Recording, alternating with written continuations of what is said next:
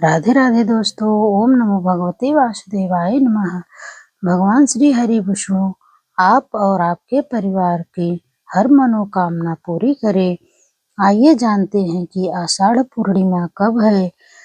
आषाढ़ की पूर्णिमा इसकी शुरुआत हो रही है 28 जुलाई दिन मंगलवार शाम 6:18 से और पूर्णिमा तिथि का समापन 29 जुलाई दिन बुधवार रात्रि 8:05 पर होगा। उदय तिथि के अनुसार आषाढ़ की पूर्णिमा का व्रत 29 जुलाई दिन बुधवार को ही मनाई जाएगी। आइए जानते हैं पूजा विधि। ब्रह्म मुहूर्त में उठकर किसी भी पवित्र नदी में स्नान करें। यदि यह संभव न हो सके तो घर पर जल में थोड़ा सा गंगा जल मिलाकर स्नान करें। इसके बाद स्वच्छ कपड़ा धारण करें और व्रत एवं पूजा का संकल्प लें। अब तांबे के लोटे में जल, लाल चंदन, अक्षत और लाल पुष्प डालकर भगवान सूर्यदेव को अर्घ्य अर्पित करें। इसके बाद पूजा स्थल को अच्छी तरह साफ करके एक चौकी पर पीला कपड़ा बिछाएं। उस पर भगवान विष्णु और माँ लक्ष्मी की प्रतिमा का चित्र स्थापित करें। भगवान को पीला चंदन, अक्षत, पीले पुष्प, तुलसी दल, फल तथा पंचामृत अर्पित करें। इसके बाद मिठाई, फल, पंचामृत का भोग लगाकर भगवान के समक्ष घी का दीपक जलाएं और आषाढ़ पूर्णिमा व्रत का श्रद्धा पूर्वक पाठ करें। अंत में भगवान लक्ष्मी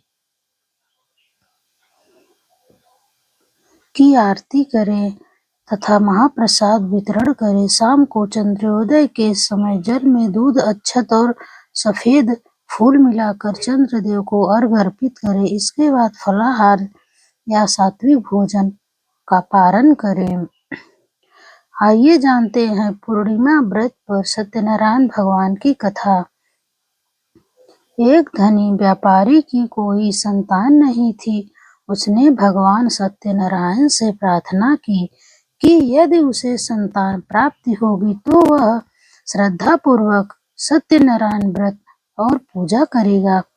कुछ समय बाद उसकी पत्नी को एक कन्या का जन्म हुआ जिसका नाम कलावती रखा। संतान मिलने के बाद भी व्यापारी अपने किए हुए संकल्प को बार बार टालता रहा। जब कलावती बड़ी हुई तो उसका विवाह कर दिया गया, लेकिन व्यापारी ने तब भी व्रत नहीं किया। इसके बाद उसे और भी अनेक कठिनाइयों का सामना करना पड़ा। व्यापार में हानि हुई, उन पर चोरी का झूठा आरोप लगा और उन्हें कारावास भी सहना पड़ा। उधर घर में परिवार आर्थिक संकट से घिरा हुआ था। अतः व्यापारी की पत्नी और पुत्री को अपने पुराने संकल्प की याद आई। उन्होंने श्रद्धा और भक्ति के साथ भगवान श्री सत्यनारायण व्रत की कथा और पूजा की और भगवान से माफी मांगी। भगवान की कृपा से व्यापारी और उसका दामाद निर्दोष सिद्ध हुए और रिहा हो गए। उनका धन वापस मिला और परिवार में फिर से सुख समृद्धि लौट आई। इस कथा का मुख्य संदेश है कि भगवान के सामने किया गया संकल्प निभाना चाहिए, सत्य का पालन करना चाहिए और श्रद्धा से की गई पूजा का सम्मान करना चाहिए। अगर आपको ये वीडियो अच्छी लगी तो कमेंट में श्री हरि विष्णु जरूर लिखना और चैनल पर नए हैं तो चैनल को सब्सक्राइब जरूर करना।